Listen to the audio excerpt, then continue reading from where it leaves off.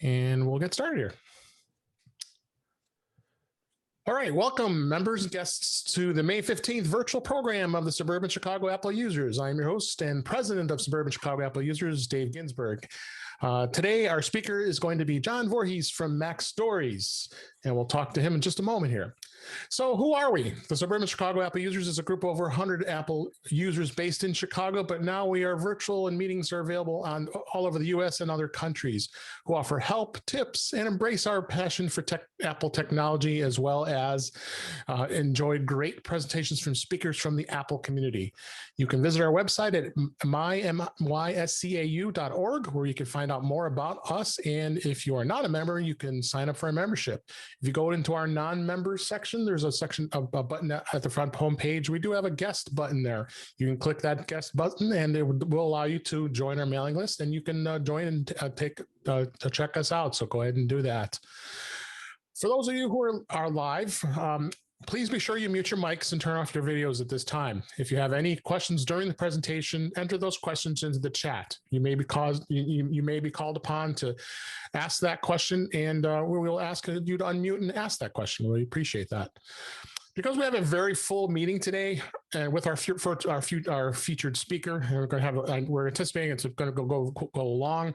We are not going to have an afterglow today, but I am happy to announce that we do have a sponsor for this meeting today, the Personal Task Manager program Things from Cultured Code Software. Our guest speaker will be discussing this app during his presentation, and they were kind enough to provide us with 5 licenses to give away to those of you who are in attendance today, which is a $50 value. There will be we'll be sending out our normal survey at the end of the meeting, but there will be a question on that, an optional question that you can enter if you want to enter the drawing.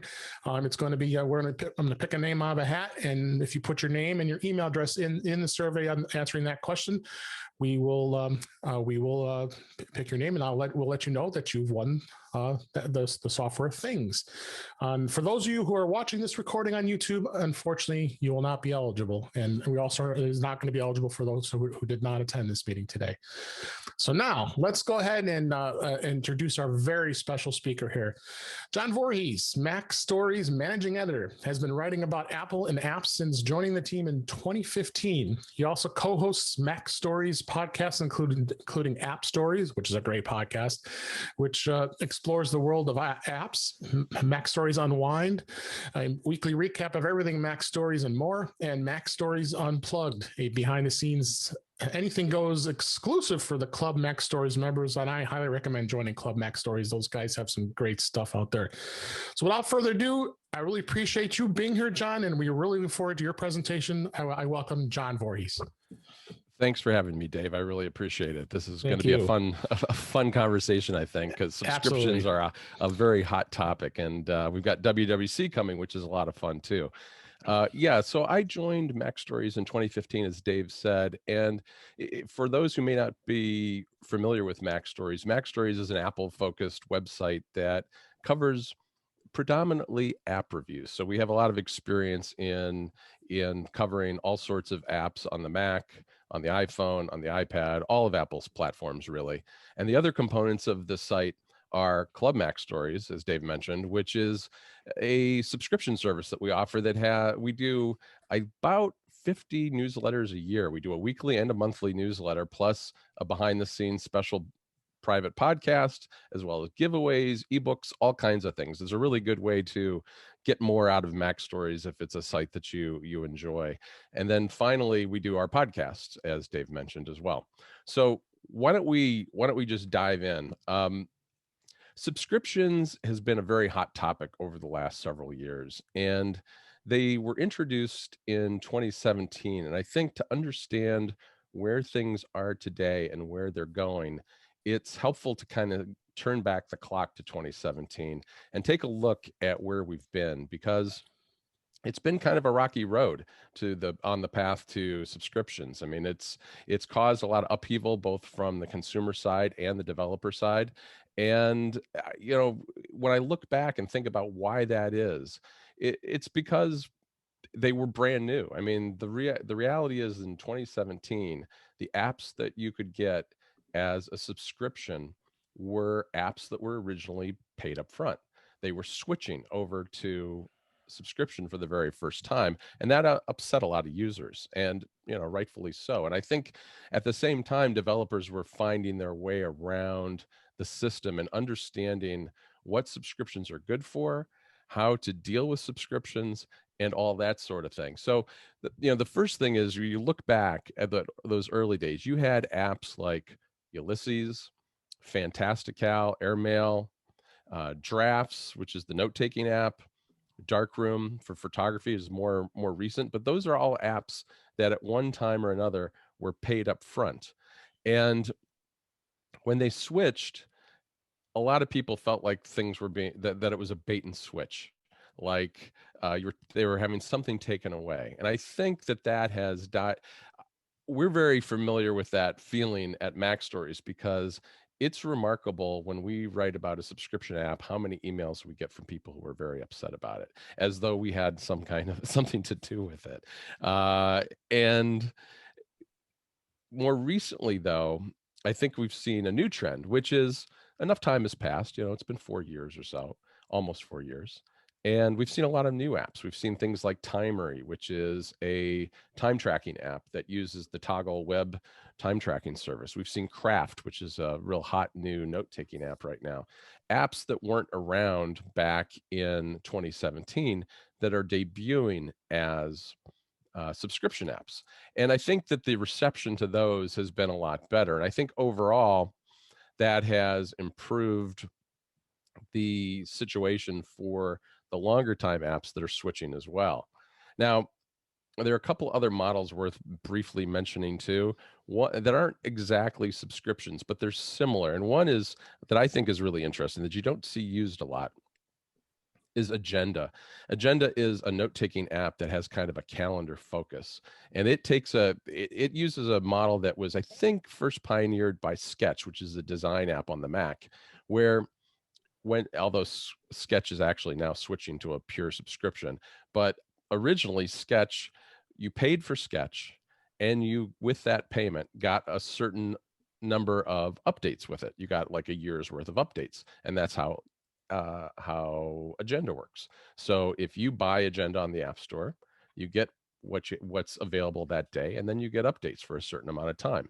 And then once that time runs out, you don't get the updates anymore. However, you do keep what you have. It's different than a subscription in that things don't actually go away, which is kind of nice. Now, what we've seen over the course of the last few years is certain things that work and certain things that don't. And what really works particularly well, I think, is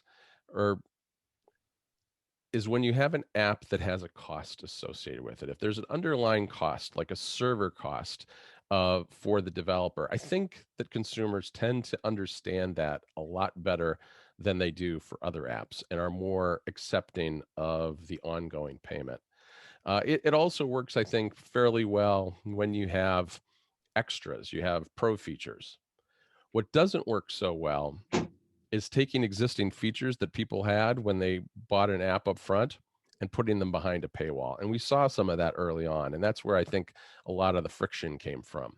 And it's difficult, though, for certain apps, because one that's worth thinking about more carefully is something like Weatherline, which recently got purchased by an undisclosed buyer and is no longer available. But Weatherline is a popular weather app that's been around for a long time, and it was paid up front at one point, and it switched to subscription.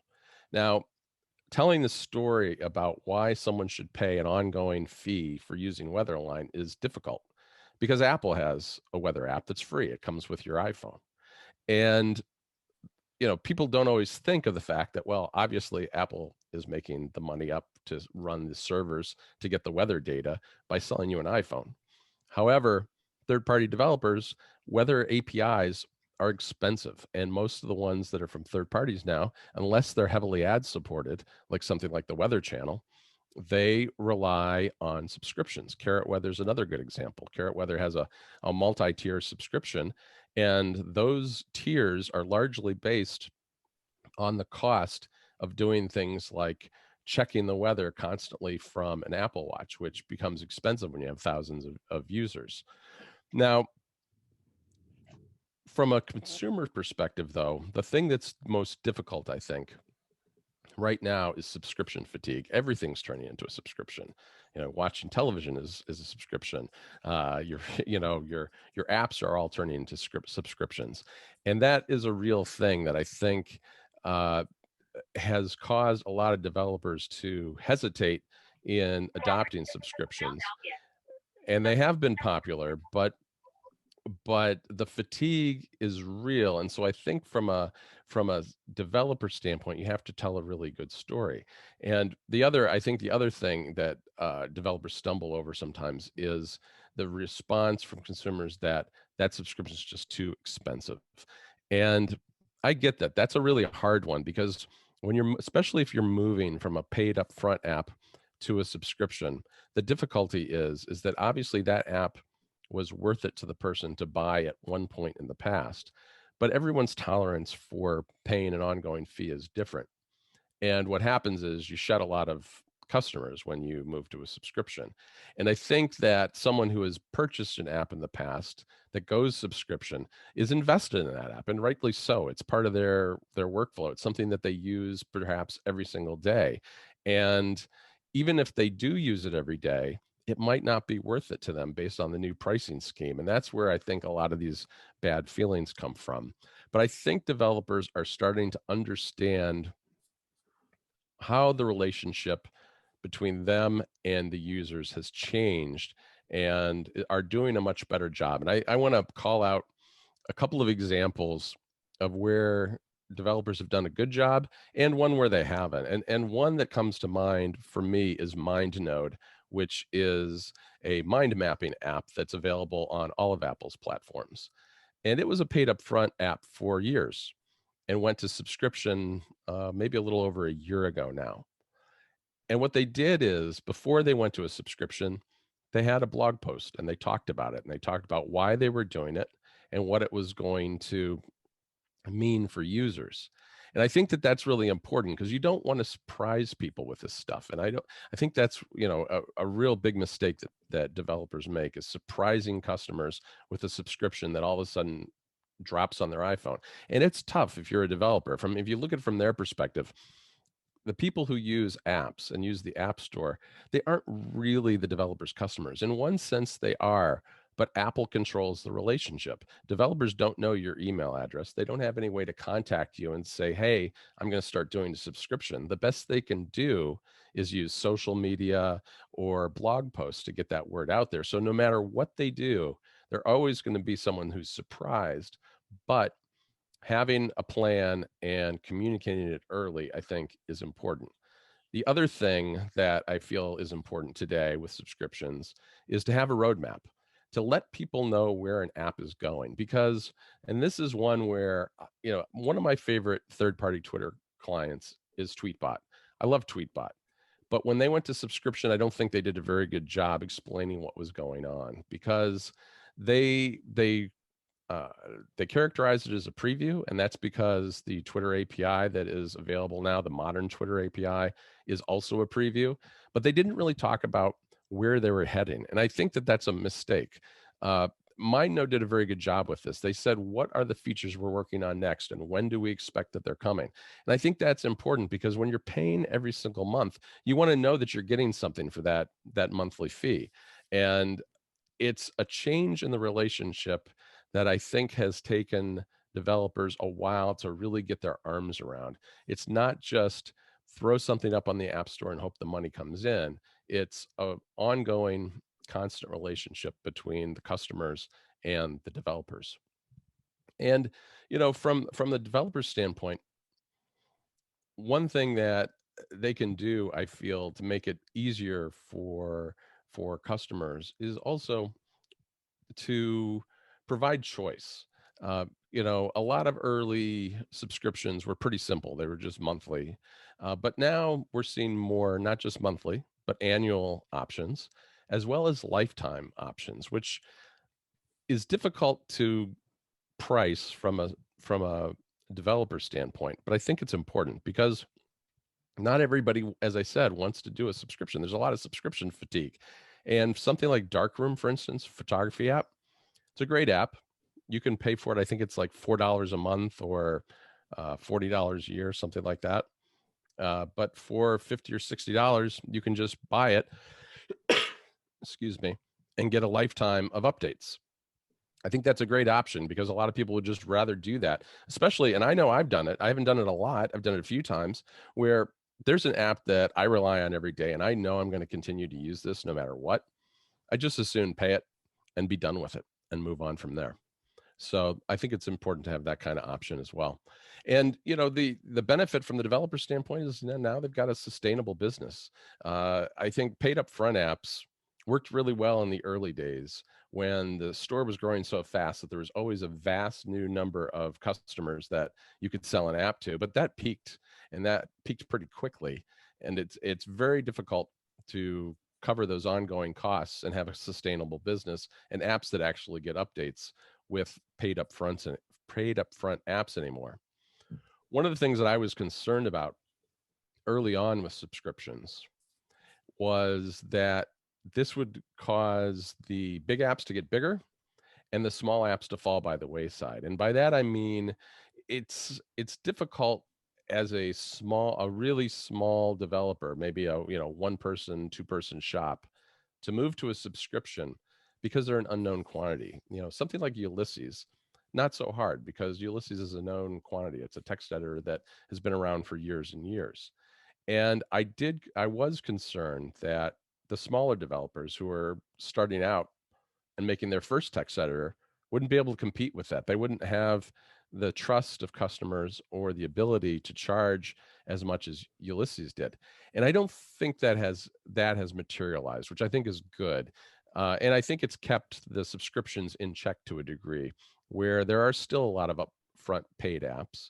And for people who don't like subscriptions and get upset about subscriptions, I always point them to that fact, because the reality is there's a ton of choice still on the App Store, and subscriptions, while they have become a big thing, are not the only option.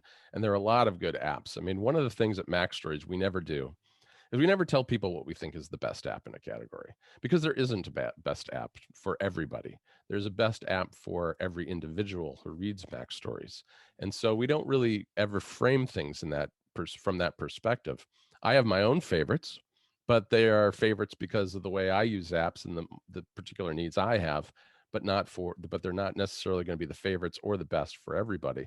So we try to look at things from a multiple perspectives. And I think when we do that, it's very clear to us, surveying the entire App Store, that there's still a lot of choice for consumers, whether they want to go down the subscription road or stay with paid up front.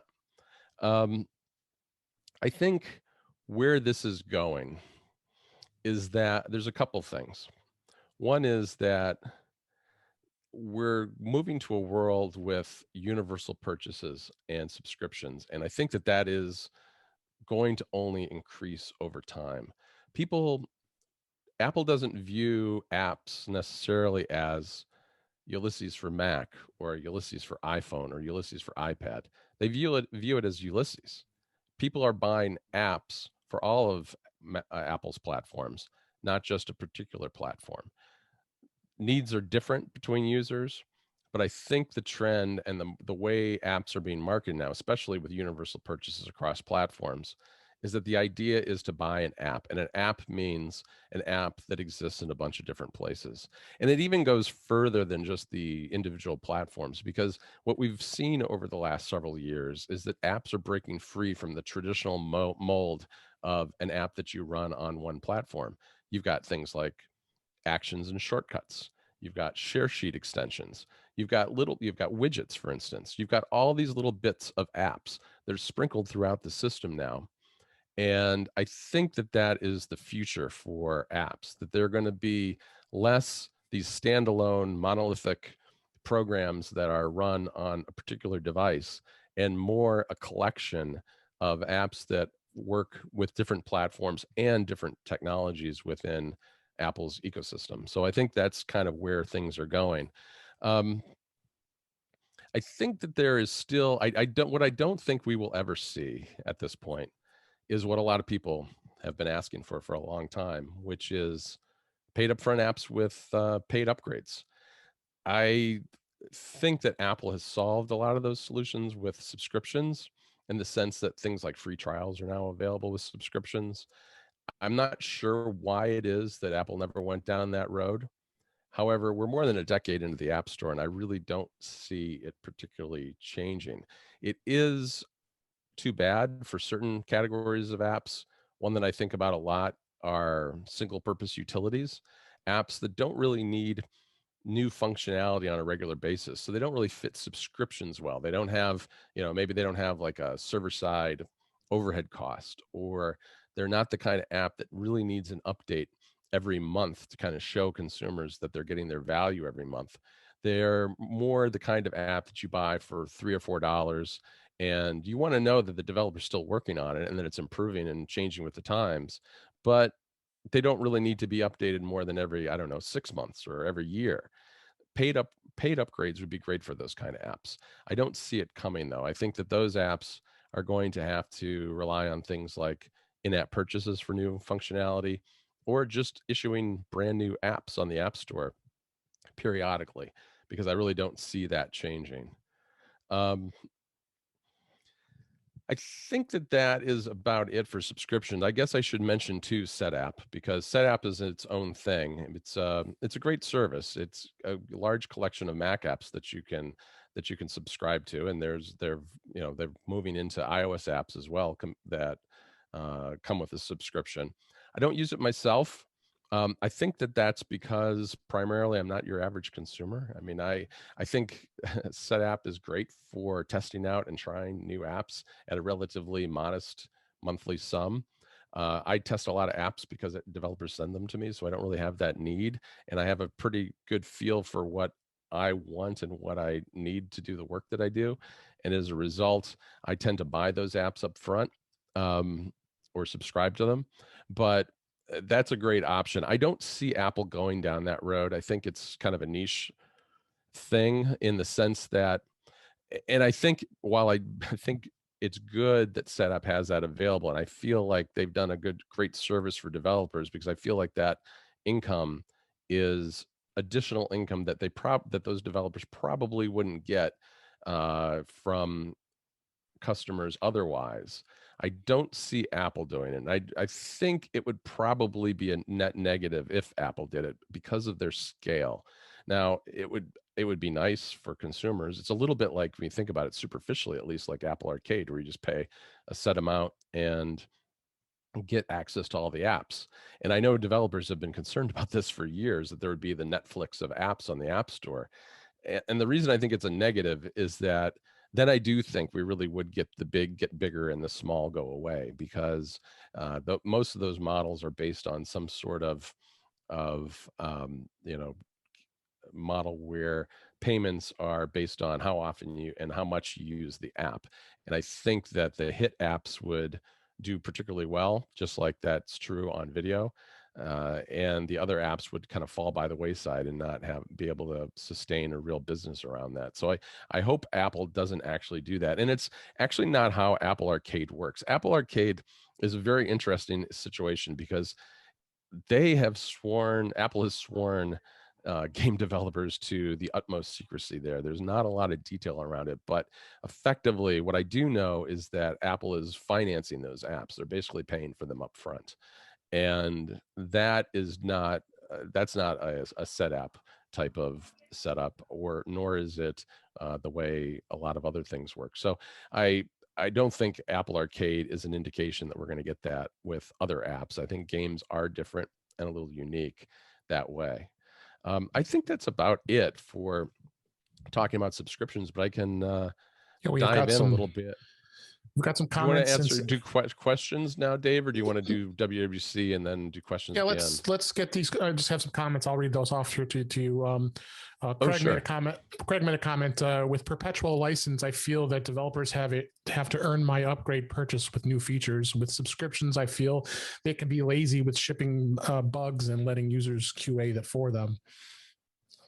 Yeah, I mean, I understand that perspective, and I think that's a little bit what I was trying to get at, where I think developers need to understand that the relationship between consumers and them has changed as a result of subscriptions, that they can't do that sort of thing.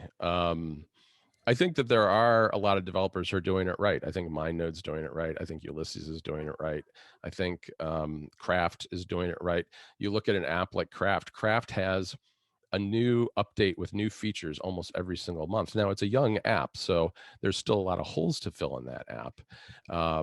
But you know, I I think the idea that developers are using consumers as beta testers, I get where that's coming from. I don't think that most developers have that mindset. I do think that what subscriptions allows for, though, is getting an app out the door a little more quickly with maybe a few fewer features, so that they can start making the revenue that sustains their business and allows them to pay their employees and roll it out further. Now, that's a really tough balance that developers have to walk. It's a tough line, because you don't want to release an app that has core functionality missing. Like, you wouldn't want, I don't know, your text editor to not have spell check or copy and paste, right? I mean, there are things that have to be in certain categories of apps. I'm not a big fan of the idea of, minimal viable product and all that. I mean, I think that this really cuts to the business of making apps, and it's like any business. Some people are very good at it and some people are not so great at it. And Yeah. I think developers, there are a lot of, especially when you're talking about indie developers, and we talk with a lot of them at MacStories. A lot of them are very good technical people who are very good engineers making very good apps, but aren't great business people. And I think subscriptions has forced a lot of them to really think about how they run their businesses, because early days of the App Store, you could throw something up on the App Store and money just rained upon you. Yeah. That didn't last long at all. But now you really got to run a business, and treating customers like beta testers, or just letting things sit there and not changing over time isn't right. And it's a recipe for disaster in the long run. And I think that the market's starting to shake those out a little bit. Yeah. Ron asked, are there any stats out there regarding how many customers have been lost? I believe he used the word shed due to a changeover of the subscription model. I'd love to know how many customers Adobe has lost. And I know Ron has always been kind of against the subscription service that Adobe added. So I know that, Yeah. and I'm sure a lot of people are with the way Adobe does their subscription. Yeah, no doubt. I mean, Adobe is a great example because they've been around forever. I mean, longtime Mac users have been using Adobe products since the very beginning. And that's a very hard shift to make. I mean, I think that my understanding is that it's going very well for Adobe. So, unfortunately, I suppose. I believe it is, yeah. Right. So it's going quite well. And I think, though, that Adobe is recognizing that there are people who want to use the products that don't need to spend $40 or $50 a month. That not everybody is a professional designer or making advertising, for Times Square, and that right. they're starting to roll out some subscription options that let people use a smaller subset of the apps or the mobile apps and things like that are a little bit more reasonably priced. But I totally hear that, because I use Adobe products, but I'm not a designer. I'm not an artist. I use Audition a little bit. I use Photoshop and Illustrator a little bit, but not enough to really justify the full-on Creative Cloud subscription. Yeah. Fortunately, my wife is a teacher, so I get an educational discount. There you go. Which makes it work. My wife is too.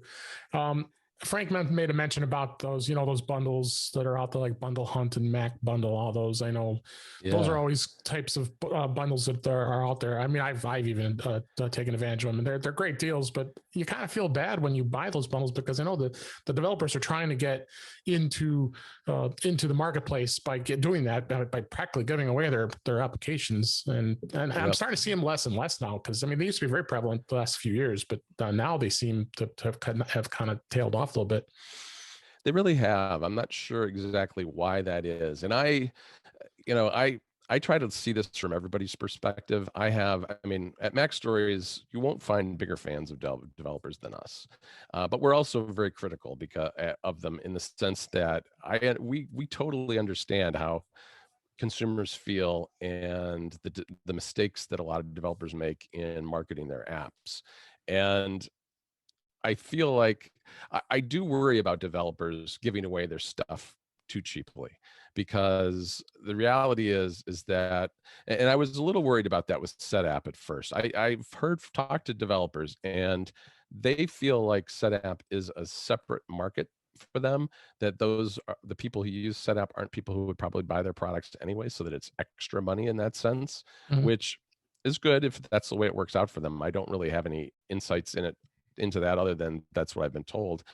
And the bundles are I think the bundles are more about getting your name out there, and you still see, you can, there are a lot of websites. We do it too. We have we offer discounts usually at the anniversary of Club Mac Stories on especially, Mac apps, and developers are very eager to participate in that. I mean, it's not hard for me to come up with a list of people willing to offer discounts, and it's it's it's a form of marketing for them, I think. Especially if I think it works better now, though. If you are a subscription, you can do things like, give somebody 50% off for the first 3 months, or Right. give them 2 months free, and hopefully they stick, and that there's a conversion rate there and they do better. Um, Also, going back for a second on on shedding users on subscriptions. I don't really have any exact numbers, but I know it has not been easy for some developers early on, and that they have lost significant numbers of people. But the fact that people are still switching tells me that in the long term, it's a good move for a lot of people. It's not the perfect solution for every developer, but it has worked out pretty well for, I think, a lot of especially the well-known apps. Davis, if you want to unmute, go ahead and make your comment. Yeah, I just had a comment. I guess as I reflect on this whole topic, John, you and I talked about this when we were setting up the presentation.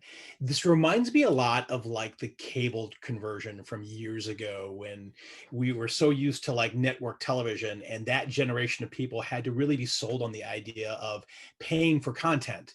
And we're seeing it again now with streaming wars. I think there's a lot of familiarity and a lot of really good comparative situations with content. And I think, when you think about an app from a content and a tool perspective, the argument can be made that subscriptions are a valuable investment. Because when you think back to the day where you had to go to the store and buy the disc and then install it and then buy the upgrade, the process was different, but it was a very similar transaction. I guess I think that, to your point, when the value is demonstrated really well up front, the idea of a subscription makes a lot more sense from a consumer side, at least for myself personally. Yeah, no, I think that's right. And sometimes I feel like I'm the spokesperson and apologist for subscriptions, but I'm careful with my subscriptions. I look at mine every so often, and I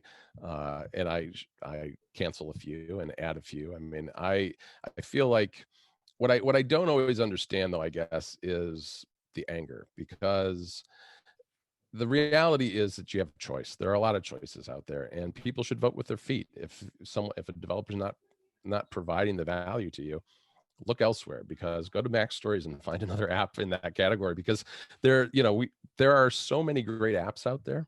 There's something for everybody. And I understand that there's a switching cost, and there's a friction, and there's a learning curve, and there's all those things that make it difficult to do that. And that is unfortunate. I mean, there's not much we can do about that. But on the other hand, I do feel for developers who actually have to run a business and have to be able to make enough money to continue to make these apps, because I'll tell you, it is a really, really tough racket making apps. I made apps before I joined MacStories, and it is difficult. People are not it's not the gold rush of the first year or two of the App Store. These developers are not, raking in extraordinary sums of money. There are few those stories are few and far between now. It's not, people aren't really getting rich off of apps. It's a tough business. It's the reason I'm not in it. Dave Lincoln, if you want to go ahead and unmute, you can ask your question. You need to unmute. There you go. Yeah. I just had a question as to where do you think that open source software would impact all of this? There's a lot of really good open source software that's walking around out there. Now, the people who typically use open source software running Linux machines, but there's a lot of open source software that's available for the Mac. Yep. A lot of that software, quite frankly, is superior to the commercially available stuff.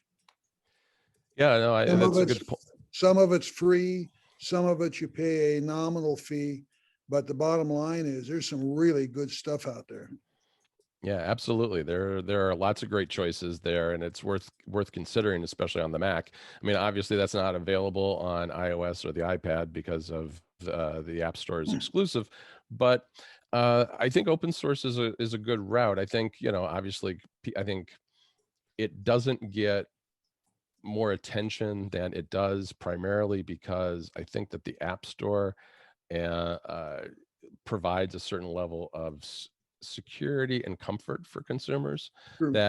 And a lot of people don't have the sophistication to go to GitHub and pull down these apps and use them that way, but it is a good choice. It's a good option to have, and I'm glad that it's there. I use open source stuff myself.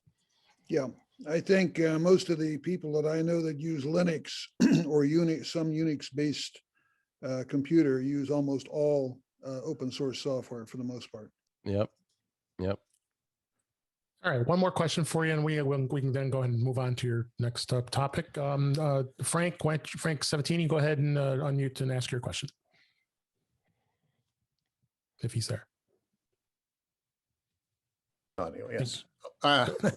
There you are. What effect does Apple's own updating of stuff break the subscription apps to the degree that you have to wait, I don't know how long, before the developers fix according to what Apple's new requirements might be, et cetera? I mean, the M1 chip is like the thermonuclear version of that. But as they jumped up to the operating systems each time, then they dumped the 32-bit stuff. What effect is that having for like a subscription piece? I would think that it would be more, does Apple contact every single developer about what they're doing to kind of make sure that they don't fit? It's fixed? No, it's really up to the developer. Yeah, it's more up to the developer just to know the changes that are being made. Okay. Yeah, and I think from, our 30,000 foot level of looking at apps in general at MacStories, I think developers have done a pretty good job of updating, especially for the M1. We've seen a lot of traction with the M1 very quickly. And subscriptions, I mean, if developers aren't updating subscription apps and they're breaking, that is a good reason to unsubscribe, because one of the reasons that subscriptions, I think, work from a developer standpoint is that by having that ongoing income, they have the resources to deal with these changes, which are rapid, especially on the mobile platforms, and lately with the M1s and all the changes to the Mac. So yeah, I think that the model of subscriptions fits or should fit with updating regularly. And if people aren't updating, then developers aren't updating their apps, people should drop them, because that's really unjustified. Thank you. Very good. Great questions from everybody. Go ahead, John, if you want to move on to your next topic. Sure. Well, WWDC is around the corner, and it's a very exciting time of year for us. It's kind of like Christmas in June for us. We love this stuff because even though it's very developer centric, what happens at WWDC really creates a roadmap for us for the rest of the year. It gives us a sense for not only where apps are going to go, but also hardware. And this year's a little hard to gauge where things are going to be heading. WWDC is rarely a hardware event, although once in a while, Apple will announce hardware there. And given that we're in the midst of this M1 transition, And so far, the M1 Macs we've seen are all very much on the consumer end of things, you know, the Mac Mini and the MacBook Air and the lower end iMac. What we haven't seen yet are the Pro machines, or at least what Apple calls the Pro machines, the MacBook Pro, at least the bigger MacBook Pro, because we did get the 13-inch, and something that, you know, like the Mac Pro or a bigger iMac. So I wouldn't be surprised if we saw something there. And what will be intriguing to me is, will it be M1 based or will it be something else? I think we're going to see an M2 or maybe an M1X, whatever you want to call it, that we're going to see something that's a little more capable. And by that, I mean, what we've seen so far are machines that have just, you know, generally they're RAM constrained.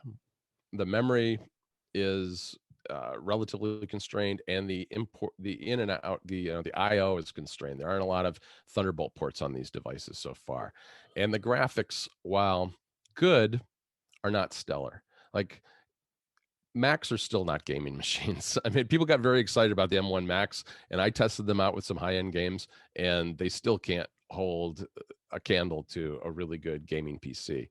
But I think there's a good chance we'll see higher end hardware as a result, with better graphics, more RAM, and more IO for people who use a lot of peripherals. Now, the real stars of the show, though, are going to be the OSs and what's coming in each of those. And I think what I really am hoping to see, I think more than anything, are significant improvements to iPad OS, because we have an iPad Pro, and stay tuned on MacStories for more about that soon. We have an iPad Pro coming out very soon that is incredible in terms of the hardware. I mean, it's got the M1 chip in it, and by all accounts, it's incredibly fast. The hardware is vastly outstripping the OS at this point.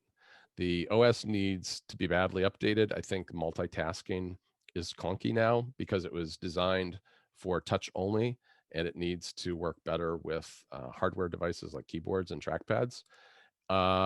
And I think, you know, I think that the iPad could very well get things like widgets on the home screen this year. I believe that was a memory constraint in iOS 14 and iPadOS 14, and that we'll get something there. I'd also like to see a couple of things. One is real integration with this Thunderbolt port that they've added. It's Thunderbolt 3. And right now, if you're doing video, you can transfer files really fast to an external drive with the iPad Pro, which is terrific. And you can attach a hub and you can do all those kind of things.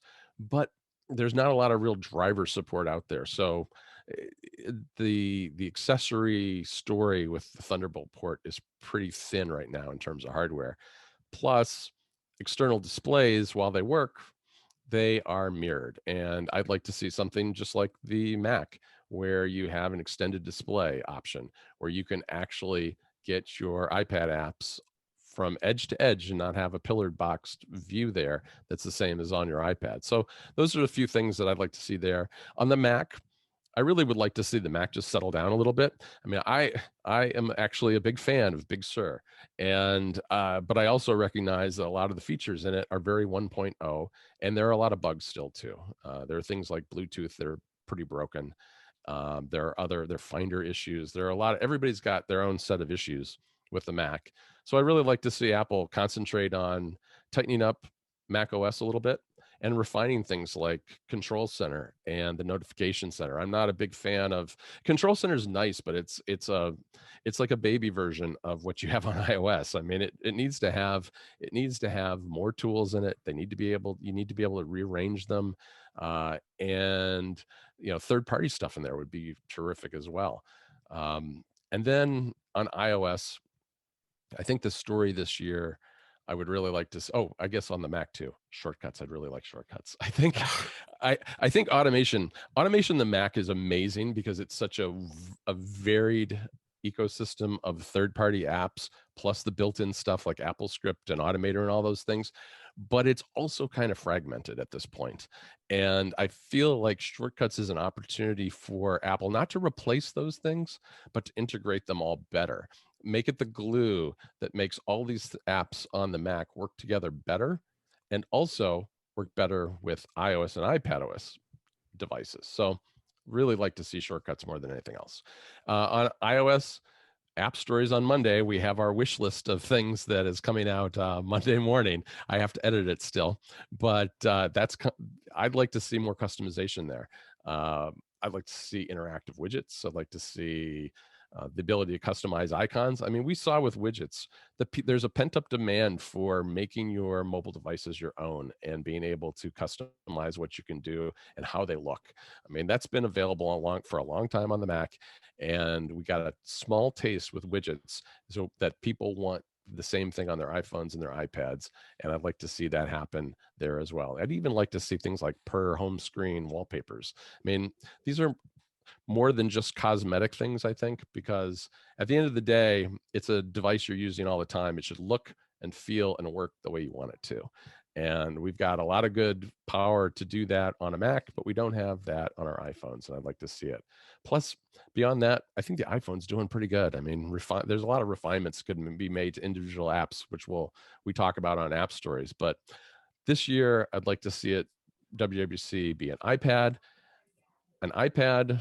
event, I guess, but with significant time spent on the Mac, making it better and telling a story about where automation is going on all these platforms, because I feel like that is just kind of a mess right now and needs. I mean, we're kind of well known at MacStories for being into shortcuts. Federico is an expert with shortcuts, Sure and the thing is that as much as I rely on shortcuts, it drives me crazy that I have to switch over to my iPad or my iPhone when I'm working on my Mac, because I work across everything. I'm the hybrid guy at MacStories. I literally will sit here with my iPad next to my Mac, and I move back and forth between them constantly as I'm doing something like putting together a newsletter, because our newsletters run off of shortcuts, and I then run those shortcuts and push everything to my Mac and put it together there, because MailChimp, which we use, doesn't work so well in Safari on mobile still. It's okay, but it's not great. But that's about it, I guess. That's kind of my wish list. I'm looking forward to Federico's review of the iPad, because every time you read his long articles, they're so awesome, because he just provides such an amazing detail on both that, of course, and his iPad OS write-ups are always amazing too.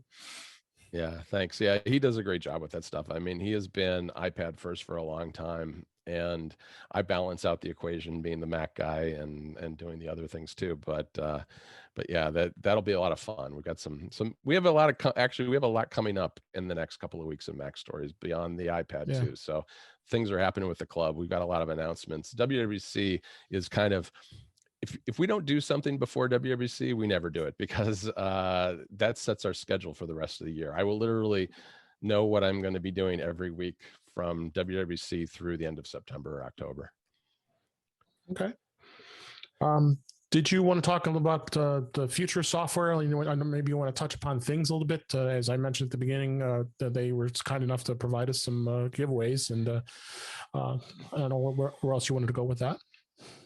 Yeah, absolutely. I mean, I think from a future standpoint, I mean, I touched on it in the subscription section, which is, I do think that subscriptions are here to stay. I don't think that's changing. I do think that, though, that this is not an all or nothing proposition. I think that there's room for a lot of different business models, and that we'll continue to see that. And subscriptions have gotten a lot of attention because they're relatively new still, but I do feel like the App Store is in a fairly good place in terms of giving developers an option and giving consumers a lot of choice in terms of what works for them, in terms of how they pay and that sort of thing. Things from Culture Code is an amazing app. It's an app that I have used. I'm not currently using it, but I know the developers there really well.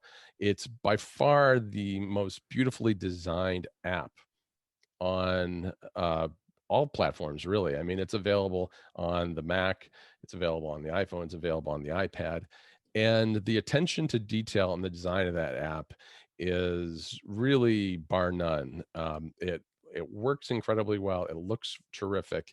And the addition of things like shortcut support on the iOS devices, as well as all the customization you can do on the Mac is just amazing to me. I mean, they've been great supporters of MacStories. We've written about them a lot over the years, and you really can't go wrong with that app. One of the things that I like when I've used it is the fact that it also integrates with the Reminders app, because one of the things that's neat about Reminders is that it serves as kind of a database for task managers.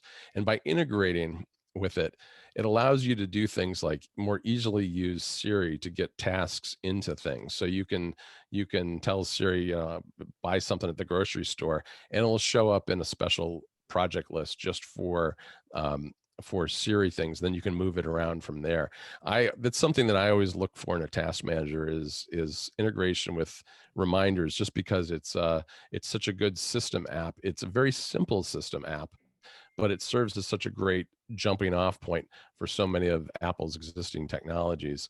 And then when you couple it with something like Things, which I think has a far deeper feature set and works and looks so much better than Reminders, it's a great combination. And yeah, you really can't go wrong with Things. So I would encourage people to sign up for the giveaway, because it's a fantastic app. Davis has a comment about Things, if you can unmute. Yeah, I was just going to say that I'm a huge fan of Things 3. Like, I could not imagine living without it. Yeah, that's how integrated I am. And I'll tell you, probably the one feature aside from the one that you mentioned that I think is for me the absolute Reminders killer is the shortcuts integration. I mean, the ability to be able to link through URLs to the rest of the system and have that all integrated into one app is just absolutely killer. I mean, I can't say enough great things about Cultured Code and the support team there. They've been great for me on some other projects. I'm really glad they sponsored today's meeting. But yeah, and what's interesting about Things too is they're still holding on to the old, one-time purchase model. I mean, you have to purchase. If you want iPhone, you're going to purchase iPhone. If you want iPad, you purchase iPad. It'll be interesting to see if that changes over the next year. I don't know if you have any comments on that, but yeah, they're absolutely worth the upfront price. Right. Yeah, that is very rare now, and I've been keeping an eye on it as well, because I don't think a new app would be able to do that today. It'd be very difficult for a new app to be able to do that today. And it's exceedingly rare now, though. I think that's the way MindNode used to be. And so they're dropping by the wayside a little bit at a time. I don't know what their plans are, but I do agree that it's well worth the price on separate platforms. What's nice is you can kind of start out on one platform and see if it works for you, and if it does, great, you can kind of pick up the other versions and go from there. If it doesn't, you can just move on. But the shortcuts, what's interesting about the shortcuts integration too is that you mentioned the URL scheme and the URLs. When shortcuts came out, there was a lot of questions about whether URL schemes would fall by the wayside, and they really haven't. And that's because there are things you can accomplish with URL schemes that you really can't necessarily accomplish with shortcuts actions alone. And I think it's great that Things has kept that, because it gives a little bit more flexibility for some of those edge cases that aren't addressable necessarily with shortcuts itself. Yeah, and their cloud integration is amazing as well. Yeah, it's very good sync. I mean, it's very fast. Great. I mean, they've really thought of everything. If you use task managers, I don't know that there's anyone that's really close. Maybe Todoist, but even then, I don't know. From my perspective, I don't know that they have an edge over Things 3. Yeah, the thing about Todoist is it's because it's cross-platform, it's probably a little less native looking on each of the platforms, which is something that I think bothers me a little bit, but it is a very powerful app. I mean, I think the biggies that, obviously OmniFocus is huge, Things is huge, Todoist is a great option. I think Good Task is a very good app too. It's built entirely on top of Reminders, which I was mentioning. Those are all really great choices. I think you really can't go wrong with any of them. One of the things that's unique about Things that I also like is the ability to kind of put your tasks in a morning, a midday, or an evening category. It's just kind of a nice way to break out your day in a very simple way that it's like, oh, you know what, I'm going to move this to the evening because it's just reading and I don't have the energy to do anything other than read this, you know, article or whatever it is. And that's a nice, not enough apps do that sort of thing. Tom Wicklund had a question. If you want to unmute about to do you just mentioned, Tom. Yeah, I had a question about how things compares with Toodle-Do, which I use, which is okay, but I'm just wondering, how does, you know, what features does things have that Toodle-Do does not have? Thanks. I'm unfortunately not familiar with Toodle-Do. I've used a lot of task managers. That's not one though, unfortunately. So I can't really answer that. Thank you. Sure. Sorry. John, you just posted an article about Pixelmator Pro about the tease of the ML crop feature. I wanted to if you could shed a little bit of light on that, because people did have a comment in the chat earlier about the Adobe subscription, and someone being on a fixed income and still wants to be able to learn things like Photoshop. Yeah, they have a pretty reasonable subscription cost for just Photoshop, if I'm not mistaken. But Pixelmator Pro is probably a really good alternate option. It's not that terribly expensive.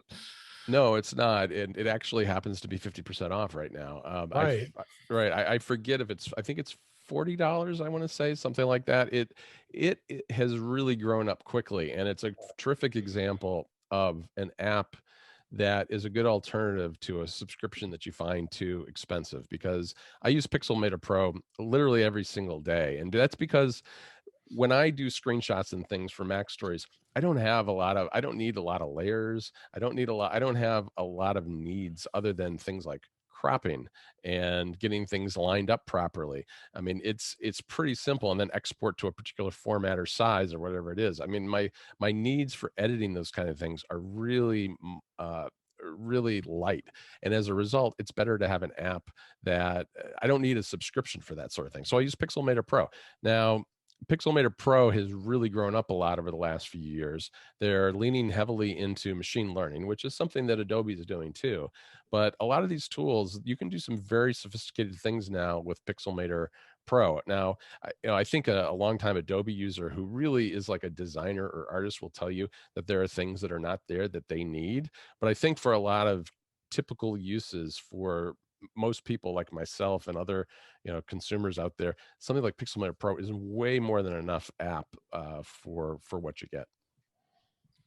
I got a question for you as well. I'm using Pixelmator Pro, but what about screen capturing apps, screenshot apps? I tend to use TechSmith Snagit. I've been a Snagit user for a long time. There's a lot of screen capturing programs. I mean, you can go into Set App, and I can probably install about 4 of them right there. Yeah. What's your thoughts on the screen capturing software like Snagit?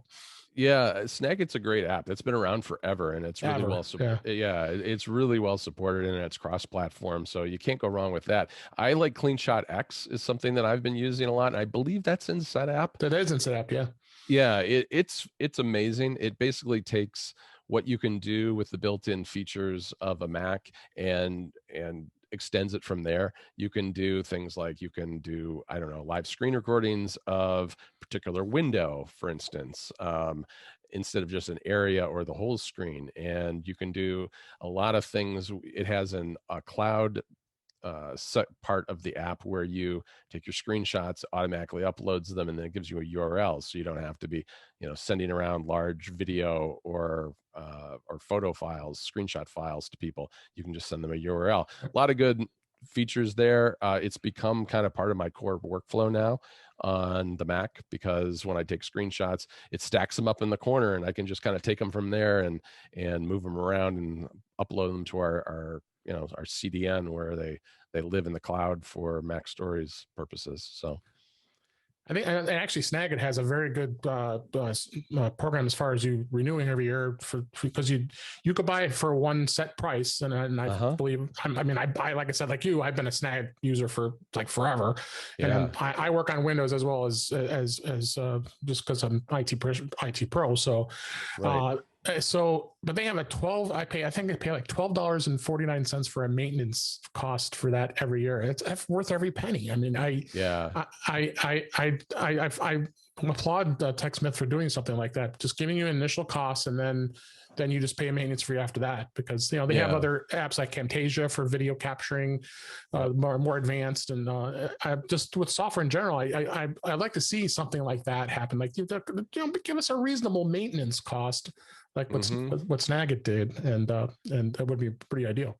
Yeah, that would be really nice. I mean, I think CleanShot X, if you, I mean, obviously you can use it through SetApp, which is, I think, a reasonable price per month for a lot of apps, but you can buy it individually. It depends on the number of Macs you're going to have it on, how much it costs, right? But it is just paid up front. It's not an ongoing cost. I assume they'll have upgrades at some point, but it's still a relatively young app, so I haven't seen that come by yet. But it's an app actually I've been meaning to do like a full scale review on. I've talked about it on Club MacStories before, but it's an app that everybody should at least take a look at and kick the tires of, because it's got a nice modern Mac feel to it, as well as a menu bar option and that sort of thing. But there are a million different apps to do that sort of thing, and as you said, and some of them are super simple, some are more complex, and it just really depends on the sort of features that you need. We keep talking about SetApp. I just want to make sure everybody that's here in the meeting has a good understanding of what SetApp really is. I absolutely love it. I'm staying subscribed for I don't know how long I will. Probably for a long time. I'm sure you as well, because it just has. I mean, and I'm loving seeing the fact that all these developers are really embracing it, because there's so many great titles in there now that there wasn't ever before. So, if you wouldn't mind just kind of telling people a little bit what the whole thing is with SetApp, and do you find it valuable? Yeah, as I said before, I think SetApp is a great way to really try out a lot of different apps, because what it is it works a little bit like, say, Netflix, and for a set fee per month, you have access to a wide array of different Mac apps. Now, they're also getting into iOS and iPadOS apps now too, but it started on the Mac. And what it does is it installs a special folder on your Mac that is where the SetApp apps live. Now, it doesn't download all those apps or anything like that. You can kind of browse through its catalog and figure out which ones you want to try, and you download those and use them. And the way it works for the developers is that, based on the amount you use each app, it's monitoring that. And I think their payments go out to the developers based on how much people use each of the particular apps in a given month. But from a consumer standpoint, it's really just a folder that you can download whichever apps that you want to try for the set amount, and as long as you keep paying, you'll have those apps. So it's a great option. I mean, a lot of these apps are also on, it doesn't restrict the developers. They're not exclusive to SetApp. A lot of these are available either separately from the developers for whatever business model they have, or from the Mac App Store for that matter. So they're not tying developers' hands at all. It's really just another revenue stream and another way to market these apps. And it has the benefit of it's curated. MacPaw, that makes SetApp, they go through and they recruit only the best Mac apps. And I've never really found an app in there that I thought was a bad app in any kind of way. I mean, it's really well done that way. It's nice to have that editorial overlay of people who understand what good Mac apps are. Yeah, I mean, there's apps like a Short Menu I use all the time to get short URLs, and Bumper is a really good one. Bumper is a great app. Yep.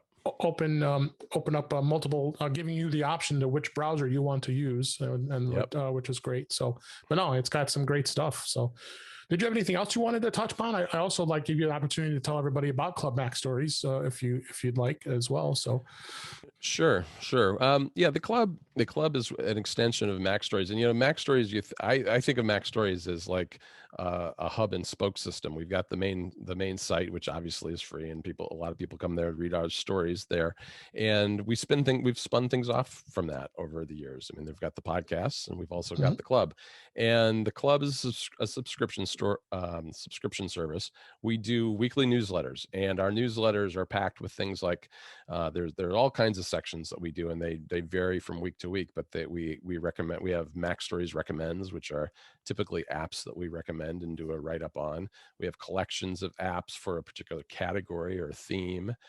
We have an entire section on shortcuts and automation, both for shortcuts on iOS, but also we do Mac automation. We do various long form essays there, and we cover apps that are updated, because one of the things that if we were to do our full-blown reviews, when we do a review of an app, I'd say those take anywhere from 4 to 8 hours, and we're a small team and we can't do 20 apps a week. So we supplement what we have on the site with the club newsletters, where we will have shorter updates about apps that are either brand new or being updated with significant features, and we talk about those as well.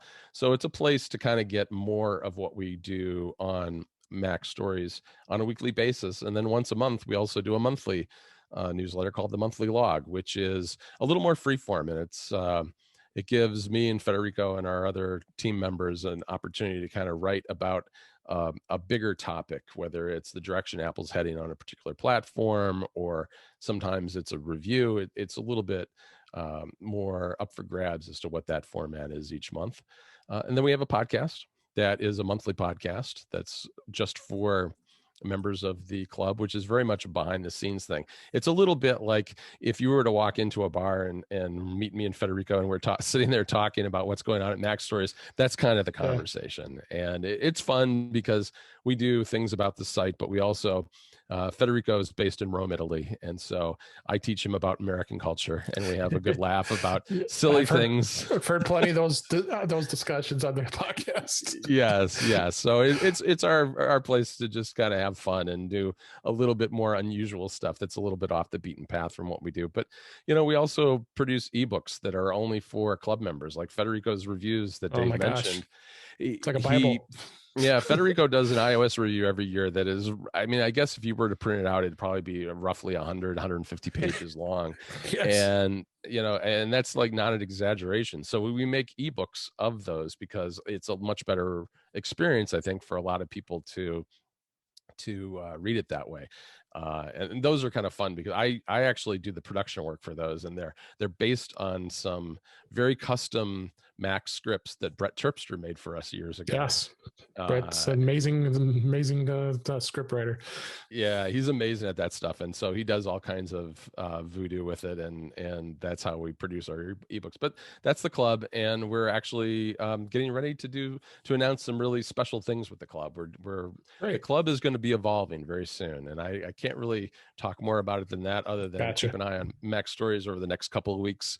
Before WWDC, we'll be revealing some new things for the club. All right, got a couple more questions for you, if you don't mind. Okay, Frank, sure. 17, you go ahead and ask your questions. He was going to ask what does it cost the club as well? So the club, that's a good question. It's $5 a month or $50 a year. It's well worth it. Go ahead, Frank. You have another question? You got to unmute. You need to unmute. Still hasn't unmuted. There you go. Oh, I'm there. Do you know if in SetApp, it makes a folder of its things? Does it download apps can it be on a separate drive, the apps? That's a good question. I don't know, because I have never tried that, and it's been a while since I've used SetApp. Okay, it does. Yeah, it does create a dedicated folder, and I would think you could probably move that to an external drive. I don't see why you couldn't, but I don't know how it's working under the hood well enough to be certain of that. Okay. No, Tom Wicklund. A dedicated drive, though, right? Go ahead. Yeah, go ahead, Davis. I was just going to say it would have to be an ongoing dedicated drive. You wouldn't be able to. Yeah. Yeah, I've not tried it. I've been set up user for a couple of years now, and I've always just kept it on my primary drive. So I've never tried it to do an external drive. It doesn't take up a lot of space. I don't think you have to worry, because most of the apps are pretty light on space. Yeah, that's true. And you could always then whatever content you make with those apps, you could store somewhere else easily. I mean, the apps themselves don't work any differently than a traditional Mac app once you install them, and they tend to be day and date updated with whatever's on outside of SetApp on the Mac App Store or on a developer's website. They don't tend to lag behind. I mean, sometimes I think there's slight timing differences in updating apps, but not usually much. Tom Wicklund, you have your hand raised. Do you want to go ask a question?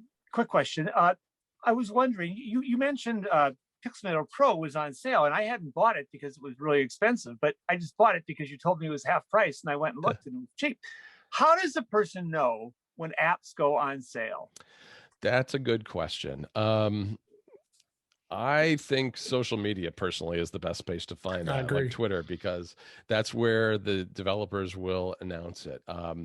We don't announce things like that very much on MacStories because we would have nothing but a bunch of posts saying such and such is on sale, and it would clutter up the site. I did, of course, there is always an exception to the rule, and I did mention Pixelmator Pro because those guys actually know how to market, and not only did they put their app on sale, but they previewed ML Crop, which is a great feature, and so we wrote about the feature, and I mentioned their discount.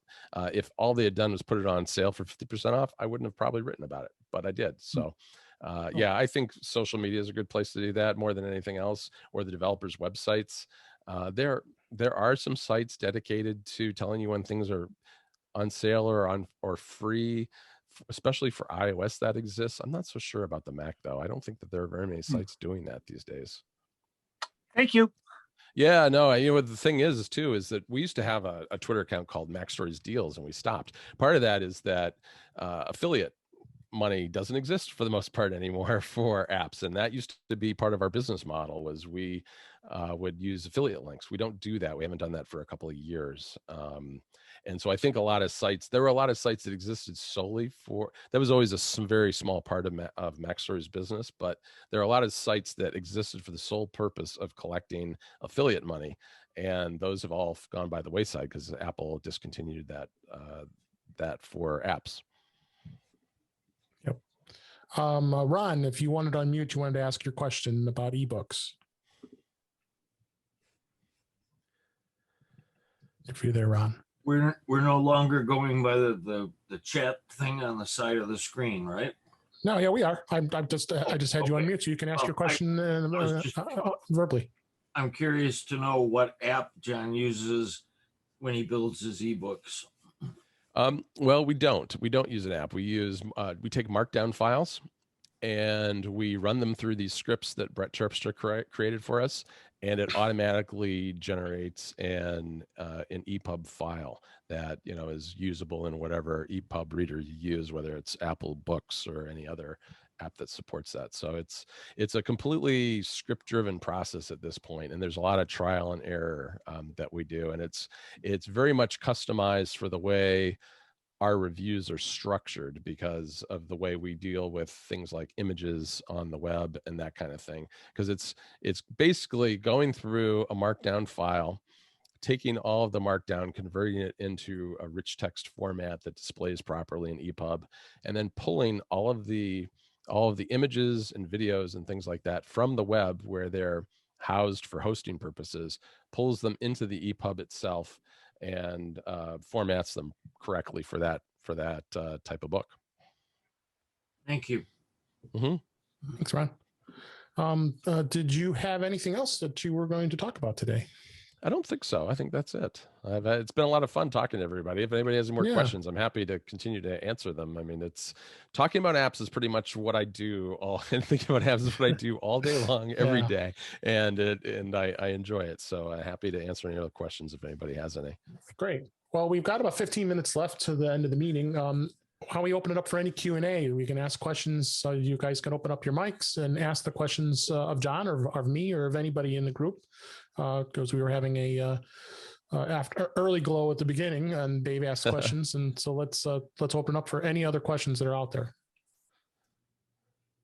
Don't be bashful. Frank, you got anything? You always are loaded with questions. Well, that's a big responsibility. Pressure. Yeah, I was fooling around on your website of MacStories to buy a $50 subscription to the club, but I don't know why, but my credit card didn't go away. You don't have PayPal, do you? I don't think so. I think because it uses Stripe and Memberful to do it. Okay. That's interesting. Okay. I think there's Apple Pay on there now, though. Is there? I didn't see it. I didn't see it. It can be available through Stripe. Yeah. Okay. Apple Pay. Once you get to Stripe. And pay with Touch ID. God, I love this MacBook Pro. Yeah. I'm touching. Come on. Now I hate it. What the heck? Pay with Touch ID. Hey, Dave, did Celeste have a question? I don't know. She went. Oh no, okay. This is Randy. I have a. Okay, all right. Yeah, go ahead, Randy. Sorry, we haven't heard from you. Go ahead.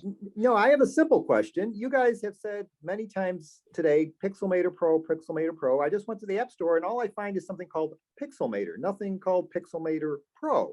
So yeah, well, there's a story there. I would not buy Pixelmator. Pixelmator is where things started, and Pixelmator is being supported, but it's not being updated with new features. Pixelmator Pro, I don't know what to tell you. It should show up when you search the App Store because it is the there. Link in the chat. Okay, because but the old one is still around because it does some different things than Pixelmator Pro does, but it's not being supported any longer, and I believe it's not compatible with the M1 Max, so it's not really a great option at this point, I don't think. But I'm talking about for the iPad. For the iPad, it is not on the iPad. It is a Mac only app. Okay. It on the iPad and iPhone on the iPad they have an app called Pixelmator Photo, which does some similar things, but it's much more photo centric than it is image editing centric. Because with on the Mac you can do a lot more than just edit photos. Okay, I thought you were talking iOS when you're talking about Pixelmator Pro. No, that's a Mac app only. Okay, that clears it up. Thanks. Sure. Here's another question. Sure. Did you, John, ever review Affinity Photo or Affinity Designer? That's a good question. I don't think we have. Those are very interesting apps. They're incredibly powerful. They're great alternatives to Adobe's products. They are one of the things I am always hesitant about is diving into an app and reviewing it where it's not something that I'm going to use regularly. Now, creative apps are difficult that way, and the Affinity apps are good, but they're also I think there's a learning curve there because they're not very native. They have apps available on other platforms like I believe Windows, and as a result, it's very hard to get up to speed with those apps, I think, although they do a lot of things. So, I mean, I've heard a lot of good things. I don't use them myself, and I haven't had the time to dive into them and review them myself. But yeah. Okay, good enough. Yep. Maybe I'll write a review for the club. Yeah, there you go. Yeah, no, they're very good. I mean, creative apps is an area that I have started writing about more myself. I have dived into a lot of the Adobe mobile apps more than anything else, like Fresco and Photoshop and that sort of thing. But I also try to write them from the perspective of somebody who is not a professional artist, because I'm not qualified to do that. But I do feel like there are a lot of people who use these apps that aren't professional artists, and they appreciate those kind of viewpoints. So that's why we're doing more of that kind of thing these days, but haven't gotten around to Affinity yet. Yeah. Elda, if you want to unmute, you can give your comment about the Pixelmator. Yeah, hi. I was just looking at Pixelmator Pro online, and there was a review there that said that Affinity Photo user interface was too different from Photoshop, and it was a big learning curve, while the Pixelmator Pro was more intuitive and closer to Photoshop. So that you were just asking about, the difference between Pixelmator and Affinity as far as a former Photoshop user. I thought that might be of interest. Yeah, that's a very good point. I mean, I think Affinity is very different. Pixelmator Pro has similarities with Photoshop, and it's just uses more of the native Mac UI that is familiar from using other apps as well. Yeah, I was a big Adobe user when I was working, and I no longer have copies of any of that because they were all work related. And I really miss it. And I tried GIMP, and some of those open source things that are just so impossible to get directions on. Yeah. and I just haven't found anything that I like, but I don't really want to pay for a subscription to Adobe for all their products, but I want Illustrator, Photoshop, and InDesign. Yep. Another good photo app, at least, that's worth checking out sometime is Acorn. Acorn's been around on the Mac forever, and that does a lot of things that you can get that you would otherwise need Photoshop for. Just got updated, didn't it? It did with version 7, like 2 or 3 weeks ago. Yeah. Okay, thanks. Any other questions? Take advantage here. I have, first, I think I've told members of the group that, I'm an addict of apps. I find, So am I. Join the club. An app comes up and I just go, ooh, I don't know that I'll ever use it, or if it'll, but I want it and I get it and I play with it. And then if it doesn't do it, I don't necessarily delete it. So in fact, I had to work with Apple. I put the apps folder on the right side of the line on the dock. So I have a list. That's my start button as a Windows guy. Okay. But when I did that after I bought an iMac Pro, okay, it only went down to P. Okay, the QRSTUVW, everything else wasn't visible on that list. So I call AppleCare and they said, well, there's a 5,000 limit on the list. Oh, wow. Wow. And I think I have to find a meeting or something, but I have a ton of graphic design stuff. There's a lot of little ones that do incredible things. Right. And I think that's, to me, is what I find to be the most fun to work with. Well, you've just described the secret of MacStories and our podcast App Stories, which is there are a million apps and there's never a shortage of things to talk about, and there are always new ones coming. So I'm right there with you. Yeah, it sounds good. Real Illusion. Oh, I do have SetApp. I'll be darned. To say you buy all the other apps, Greg.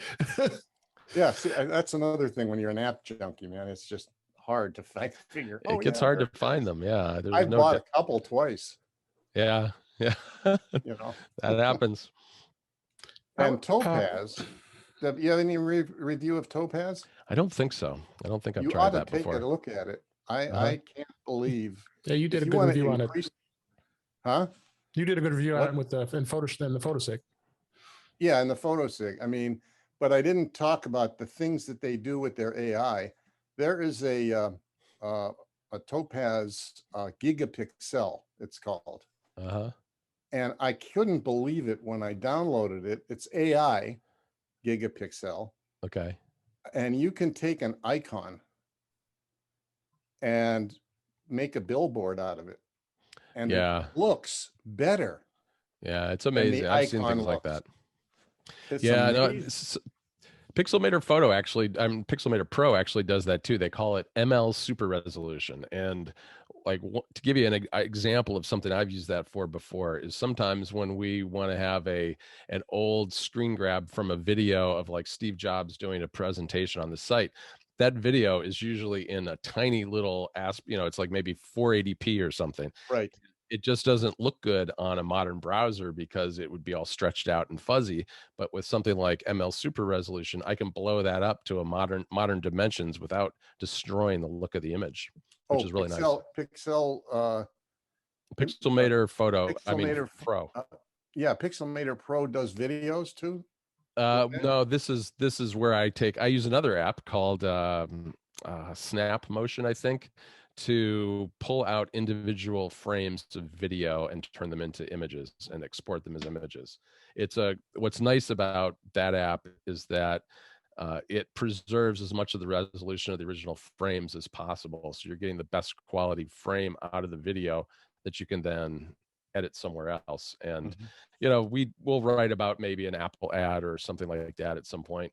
And I'll pull frames out of those to use them as still images in articles all the time. So Snap Motion's a good one for that. Okay. You mentioned earlier the Carrot weather app. I was very disappointed with the model they switched, because I was a Carrot user for a long time. And then they decided to go to the subscription model, which I was kind of sad about. I just didn't. I mean, there's so many other weather apps out there that I could easily get what I need. I just was kind of disappointed. So, I mean, I know you guys you did the revamped article about that, and I just thought I wondered what you thought about that. Well, weather apps are tough because they're really only two models that work. One is advertising, and a lot of apps like Weather Channel, for instance, not only do they have advertising, but they do significant tracking and data harvesting. The way they make money is they sell your data to somebody else. That's one model of weather apps, and the other is usually subscription, or you get maybe a free app that's super simple. Now, Carrot is a subscription, and that is, as I said, I mean, it really comes down to the fact that it is drawing. One of the things that's neat about it is it's drawing from all sorts of sources all over the world, all sorts of APIs, and every single one of those costs money. And the more you want your information updated, whether it's on your watch or in a widget or on in the app itself, every time you hit that app, every time that refreshes, it's costing the developer money, and that's why it's gone to the subscription. So I understand it. It was disappointing. Yeah, it is, and I understand that completely. And I think what they've done to try to, what Brian Mueller's done to try to mitigate that to a degree is with the tiered system, you can kind of subscribe at whatever level of the data that you want. Like you don't have to do the whole $20 a year or whatever it is thing for the belt and suspenders data. You can do the cheaper subscription. But yeah, I get that. That's an app I like a lot, but it's not for everybody. Yeah. All right. Well, we're right into let's more. Can I ask one quick question? Yeah, absolutely. Sure. What was the app called? Was it STEP, STEP motion, or STOP motion? Snap Motion. Snap SNAP. Thank you. Wasn't coming up. Thanks. Any other remaining questions? We're coming to the end of our meeting here. All right. Well, John, I can't thank you enough for being here today.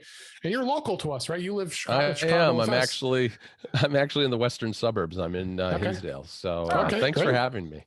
No, it's great. I always realize you're a local guy, and we don't usually have Apple pundits. Not too many of them anyway that are live where we are. So nope. Nope, that's true. So, but no, we can't thank you enough for being here. It was just an amazing presentation, and I've been a MacStories Club member for quite a while too, and I always promote it, and I think it's you guys could provide some amazing value, and I'm on your side every day. Thanks very much. I got to read my note. I got to read my news every week for my podcast. So you guys are always a good source for it as well. So we really appreciate it. So great. But thank you so much. And we'll just go ahead and close out. And thanks to the members for asking questions. Really appreciate it. And for those of you who are not a member, please go to our website, myscau.org, and we can go to the non-member section, click guest. All you have to do is sign up for our mailing list, and we'll get you on, and we can send you a link to come check us out. And then if you decide you can join us and become a member, we'd appreciate it. We do have some, the next main meeting is actually going to be on June 12th. We're taking off the end of May because there's a third meeting, and plus it's also Memorial Day weekend. So we kind of need to have a little bit of a break for the holidays. So we've got that coming up on June 12th. We also have the photography SIG coming up this coming Wednesday on the 19th, May 19th. I recommend you coming and checking that out. We really appreciate it. We're on social media. Go to Facebook. We go to Twitter. We also send out our monthly wrap up every month, and make sure you're going on our community.myscau.org. You have to be a member in order to be in our community. You can go and ask a lot about these other questions that you hadn't asked today too. So, but I also stress, please fill out the survey. The survey will be sent out actually within a few minutes here after this meeting ends. And we do have that giveaway, so make sure you fill out your name and your email address. That question is optional since for privacy reasons. So if you don't want to be part of it, you don't have to. But we appreciate you filling out the survey and giving us information as far as what you think of this meeting and what your comments and questions are for future meetings. So with that, thanks everybody for being here. The Afterglow will come back at the next meeting on June 12th, and we appreciate you being a member and appreciate you being here. Thanks a lot. Have a good day. Thanks so much, John. Thank you so much. Thanks, everybody. Take care. Bye-bye. Bye-bye.